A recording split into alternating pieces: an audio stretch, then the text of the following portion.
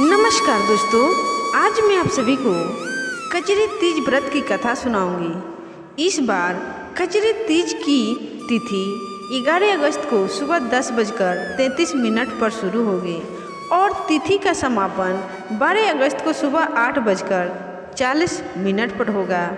उदय तिथि के अनुसार कजरी तीज 12 अगस्त 2025 को मनाया जाएगा। यह व्रत भाद्रपद मास में कृष्ण पक्ष की तृतीया तिथि को मनाई जाती है। यह व्रत भाद्रपद मास में कृष्ण पक्ष की तृतीया तिथि को मनाई जाती है। यह पर्व सुहागिन महिलाओं के लिए बहुत ही खास होता है। सुहागिन महिलाएं इस दिन अपने पति की लंबी उम्र के लिए व्रत रखती है। कजरी तीज के दिन भगवान शिव और माता पार्वती की पूजा की जाती है। ऐसी मान्यता है कि इस दिन माँ पार्वती और शिव जी की पूजा करने से अखंड सौभाग्य का आशीर्वाद प्राप्त होता है। साथ ही सुख समृद्धि की प्राप्ति के साथ सभी मनोकामनाएं भी पूर्ण होती है। इस दिन पूजा के दौरान कजरी तीज व्रत की कथा का श्रवण या पाठ जरूर करना चाहिए, तभी पूजा पूर्ण मानी जाती है। कजरी तीज की व्रत कथा कुछ इस प्रकार है, तो आइए ध्यानपूर्वक इस कथा को सुनते हैं। पौराणिक कथा के अनुसार एक गांव में एक ब्राह्मण रहता था जो बहुत गरीब था। उसके साथ उसकी पत्नी भी रहती थी। ब्राह्मण की पत्नी ने भाद्रपद महीने की कजरी तीज का व्रत किया। उसने अपने पति यानी ब्राह्मण से कहा कि उसने तीज माता का व्रत रखा है, उसे चने का सत्तू चाहिए, कहीं से ले आओ।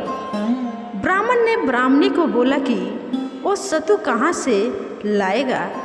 इस पर ब्राह्मणी ने कहा कि उसे सत्तू चाहिए, फिर चाहे वो चोरी करे या डाका डाले, लेकिन उसके लिए सत्तू लेकर आए। रात का समय था। ब्राह्मण घर से निकलकर साहूकार की दुकान में घुस गया। उसने साहूकार की दुकान से चने की दाल, घी, शक्कर लिया और 1.25 किलो तौल लिया। फिर इन सब से सत्तू बना लिया। जैसे ही वो जाने लगा, वैसे ही आवाज़ सुनकर दुकान के सभी नौकर जाग गए। सभी जोर जोर से चोर चोर चिल्लाने लगे। इतने में ही साहूकार आ गया और ब्राह्मण को पकड़ लिया। ब्राह्मण ने कहा कि वो चोर नहीं है, वो एक गरीब ब्राह्मण है। उसकी पत्नी ने तीज माता का व्रत किया है, इसलिए सिर्फ यह 1.25 किलो का सत्तू बनाकर ले जाने आया था। जब साहूकार ने ब्राह्मण की तलाशी ली तो उसके पास से सत्तू के अलावा और कुछ भी नहीं मिला।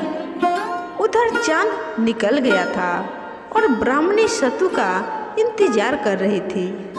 साहूकार ने ब्राह्मण से कहा कि आज से वो उसकी पत्नी को अपनी धर्म बहन मानेगा।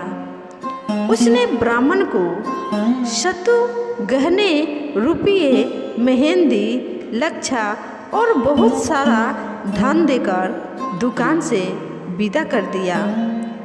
फिर सबने मिलकर कजरी माता की पूजा की।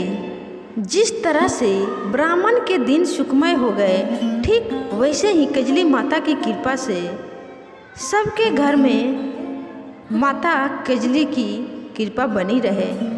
तो दोस्तों, ये थी कजरी माता की कहानी, यानी कजरी व्रत की कहानी। आपको कैसी लगी कमेंट में ज़रूर बताइएगा।